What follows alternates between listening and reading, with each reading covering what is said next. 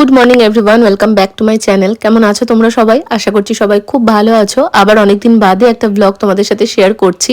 আজকে হচ্ছে ডে 2। সকালবেলা প্রায় 6:30 বাজছে তখন আমরা উঠে রেডি হয়ে, তখন 7টা মতো হবে, আমরা বেরিয়েছি চা খাবো বলে। গঙ্গার ধারে চা খেতে আসতে সকালবেলায় বেশ ভালোই লাগে, কারণ এই টাইমে ওয়েদারটাও বেশ ভালোই ছিল, না ঠান্ডা না গরম, যেহেতু সকালবেলা বেশ সুন্দর একটা হাওয়া দিচ্ছে। চা খেতে গঙ্গার ধারে আসবো বলে দেখো আমরা চলে এসেছি হাজারদুয়ারিতে। এই প্ল্যানটার ব্যাপারে আমরা কেউ কিছুই জানতাম না। মিষ্টু, অর্ণব আর পচকা 3জন মিলে প্ল্যান করে আমাদের সবাইকে নিয়ে চলে এসেছে হাজারদুয়ারিতে। অল অফ সাডেন প্ল্যান হয়েছে ওদের মধ্যেও, তাই জন্য কিন্তু আমাদের কাছে বিষয়টা একদম সারপ্রাইজিং ছিল।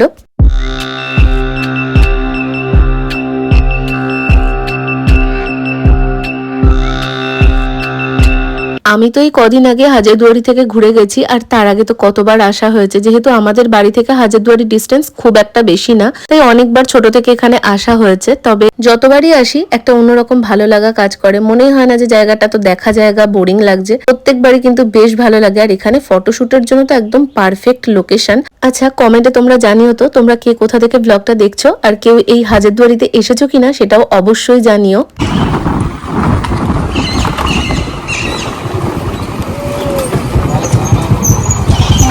এই দেখিস। Good morning everyone, welcome back to my channel. সকালবেলাতে ঘুম থেকে উঠেছি, ওঠার পর ঠিক ছিল গঙ্গার ধারের দিকে যাবো একটু চা খেতে, বাট চা খেতে এসে আমরা চলে এসেছি হাজারদুয়ারিতে। জানতামই না। মিষ্টু আর পচকা, ওদিকে অর্ণব, ওরা প্ল্যান করেছিল। তো সবাই মিলে এখন হাজারদুয়ারির সামনে এসেছি। গেট বন্ধ, ওই দেখো পেছন দিকে সবাই এখানে এখন সামনেই দাঁড়িয়ে আছি। পেছন দিক দিয়ে আসলাম, বেরিয়ে যাবো, ভেতরে তো ঢুকতে পারবো না। তো আচ্ছা, 9টার সময় খুলবে, মেন গেট দিয়ে ঢুকতে হবে। আমরা তো ব্যাক সাইডে এসে দাঁড়িয়েছি, তো সেই হচ্ছে ব্যাপার। এখন হয়তো ভেতরে ঢোকার প্ল্যান হতেও পারে, দেখা যাক। যদিও ঝিম্পিদের আবার ডাক্তার দেখানো আছে, তো সেই জন্য একটু তাড়া রয়েছে। তো চলো, আজকের দিনটা তোমাদের সঙ্গে শেয়ার করবো, দেখতে থাকো, আই হোপ ভালো লাগবে।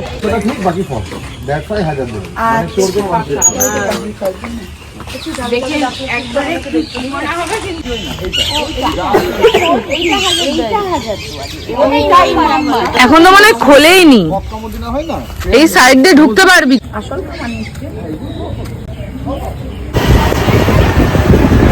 আমরা যেহেতু বাইকে এসেছিলাম, তাই জন্য আমরা ব্যাক সাইড দিয়ে এসেছি। আর এখান থেকে শুনলাম 9টা নাগাদ হাজারদুয়ারির ফ্রন্ট গেট ওপেন হবে, তাই আমরা এখন ওই দিকটাতেই যাচ্ছি। যেহেতু তোয়াইদিয়া হাজারদুয়ারিতে কখনোই আসেনি অ্যাকচুয়ালি, সেই জন্যই কিন্তু আমাদের আরো সকাল করে হাজারদুয়ারিতে আসা। তোমরা যদি আগের দিনের ব্লগটা না দেখে থাকো, তাহলে চ্যানেলে গিয়ে ওই ব্লগটা অবশ্যই চেক করে নিও, না হলে তোমরা কিন্তু কিছুই বুঝতে পারবে না।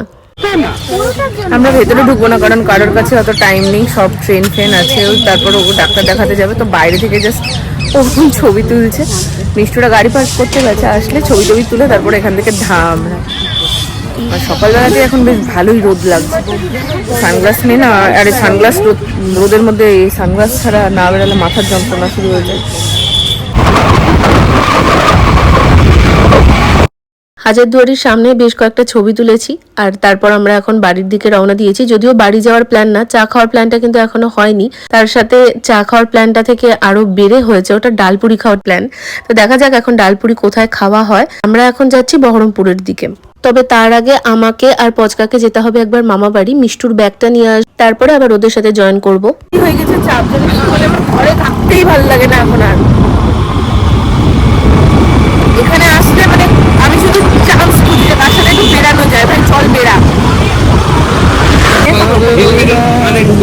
তো খাবি না।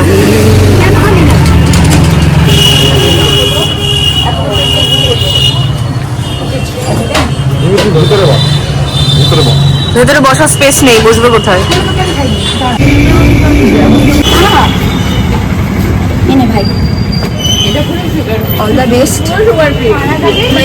ঘুরে বাড়ি আসা কমপ্লিট। বাড়ি আসার পর আগে ব্রেকফাস্ট করেছি, তারপরে চলে গেছিলাম স্নানে। স্নানটা সেরে ফেলেছি, কারণ এমনি শীতের দিনের বেলা আর প্রচন্ড অস্বস্তি করছিল। কাল থেকে এখনো পর্দা টর্দা কিছুই খোলেনি, তো সেগুলোকে খুলে টুলে বিছানাটা গোছাবো। বিছানার ওপর এক গাদা জামা কাপড় আজকে কতদিন ধরে জড়ো হয়ে আছে, মানে গোছানো হচ্ছে আবার খাটের ওপরে রেখে দেওয়া হচ্ছে। সেগুলোকে আমি আজকে আলমারিতে তুলবো, ঠিক করেছি।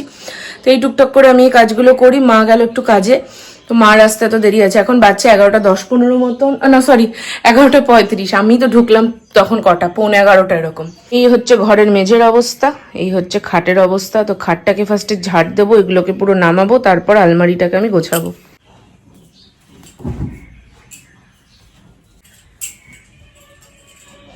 জামা কাপড় আমি গোছাচ্ছি, কোথা থেকে এক গাদা করে জামা কাপড় আমার মা আবার জড়ো করে ফেলছে, যেগুলো আমাকে আবার গোছাতে হচ্ছে, আর ভালো লাগছে না। আর আলমারিটা আর প্লাস এই সাইডের যে র্যাক বলছি কি বলে শোকেসটা, দুটোর অবস্থা পুরো বাঁধানো অবস্থা, বাঁধিয়ে রাখার মতন অবস্থা।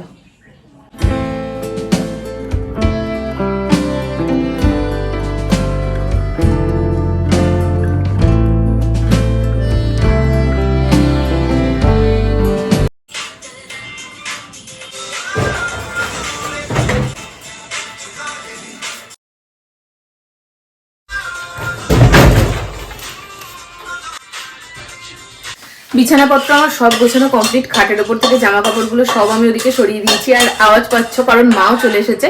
মা আসার পর এখন মাছের ঝোল করছে, মাছগুলো ভেজে রেখে গেছিল, এখন ঝোল করছে। এর মাঝে কোনো ব্লগ করিনি কারণ মন্টি আর ওর মেয়ে এসেছিল, ওরা গেল, তারপরে আমি আরেকবার বিছানাটা গোছালাম। আর এখন মা দিচ্ছে এদিকে মাছের ঝোল করছে, তার সঙ্গে ডালে সোমবারা দিচ্ছে কিছু একটা। এই দুপুর টাইমটা করে না আমার এখন আর খেতে ইচ্ছে করে না, আমার মনে হয় খেতে গেলেই আবার সেই শীত করবে, তার থেকে না খেয়ে শুয়ে পড়ি। আর এই চক্করে আমার 2-3 দিন ধরে দুপুরবেলা ভাত খাওয়াই হচ্ছে না, আর বাবার কাছে প্রত্যেকদিন বকা খাচ্ছি।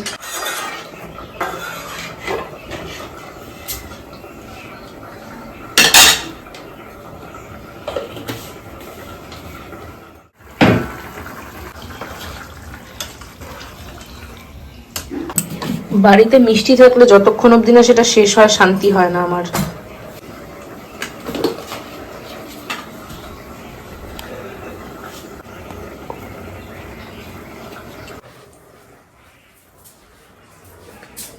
ফ্যানটা চালিয়ে বসবো, গরম লাগছে। 2 দিন ধরে আবার একটু না গরম গরম পড়েছে। লোকের বাড়িতে মাছ হলে লোকে আনন্দ পায়, ভাবে বেশ ভালো কিছু একটা হয়েছে। আমার বিরক্ত লাগে, মাছ আমার খেতে একদম ভালো লাগে না। তার মধ্যে মা নিয়ে এসেছে ছোট মাছ, ছোট মাছ মানে কি বলছে সরপুটি না কি, ও ছাতা আমার একদমই ভালো লাগছে না। যখন থেকে শুনেছি মাছ হয়েছে আমার অশান্তি লাগছে। এখন এতক্ষণ মার সঙ্গে ভজর ভজর করে আসলাম। আমি ভেবেছিলাম আজকে আলুর দম করবে, মা বলেছিল আলুর দম হবে আর আলু ভাজা করবে বলেছিল। তো আমি ওটা শুনে আমি বিরাট খুশিতে ছিলাম আলুর দম হবে, কারণ মা আলুর দমটা দারুণ বানায়। এখন দেখছি মাছ হচ্ছে, আমার একদম ভালো লাগছে না, আমি আর খাবোও না। ওই তো দেখলে কি খেলাম একটা জানি, দেখেছো মেমোরির অবস্থা দেখো আমার। কি খেলাম, একটা মিষ্টি খেলাম, কি মিষ্টি ওই কি বলে গোলাপ জামুন না কি খেলাম, ছানার কেক খেলাম। ব্যাস, আমি এখন আর খাবো না। আমি এই বিছানায় উঠবো, এডিটিং করব, ব্লগ দেখবো।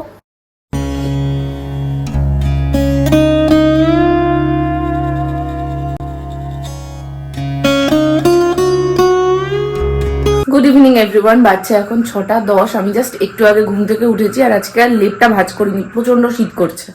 লেপের নিচে বসে বসে মা জিজ্ঞেস করলো চা খাবি না, কমপ্লেন আছে, কমপ্লেন করে গেলাম, তাহলে কমপ্লেন দাও। আমার কমপ্লেন খেতে হেভি লাগে, তো কমপ্লেন করে দিয়েছে মা। ওখানে ওরিও বিস্কুট দিয়ে বসে বসে খাচ্ছি। আর মা বেরোলো ওই SIR এর ফর্ম ফিল আপের জন্য ছবি লাগবে, আমার আর বাবার তো আছে, মারও ছবি ছিল, বাট মার ছবিগুলো না কেমন মানে আর কি একটু পুরনো লাগছে। আর যেহেতু কারেন্ট ছবি দিতে হবে, তো সেই জন্য মা আবার ছবি তুলতে গেল। আজকে সকালবেলা আমাদের এই ফর্মগুলো নিতে এসেছিল, তো আমার তো ফিল আপ করা হয়নি, সেই জন্য দেওয়া হয়নি। এবার জানি না কোথায় গিয়ে জমা দিতে হবে, তো সেই জমা দেওয়া না হওয়া অব্দি শান্তি পাচ্ছি না। মাঝে বেশ অনেকটা টাইম কেটে গেছে, মা ওদিকে চলে এসেছে। আর আমি ফোন করেছিলাম ফুচকাকে, ভীষণ রকম ভাবে চুরমুর খেতে ইচ্ছে করছিল, তাই জন্যই ফোন করা। আর এরপর যেহেতু চলেই যাব, এই ফুচকা তো আর খাওয়া হবে না, সেই জন্য ফোন করে ডেকে নিয়েছিলাম। তো চলো আজকের ব্লগটা তাহলে এখানেই শেষ করছি। এরপর আমার আর কিছুই রেকর্ড করা হয়নি। ভালো লাগলে লাইক করে দিও, সাবস্ক্রাইব করে পাশে থেকো। টাটা।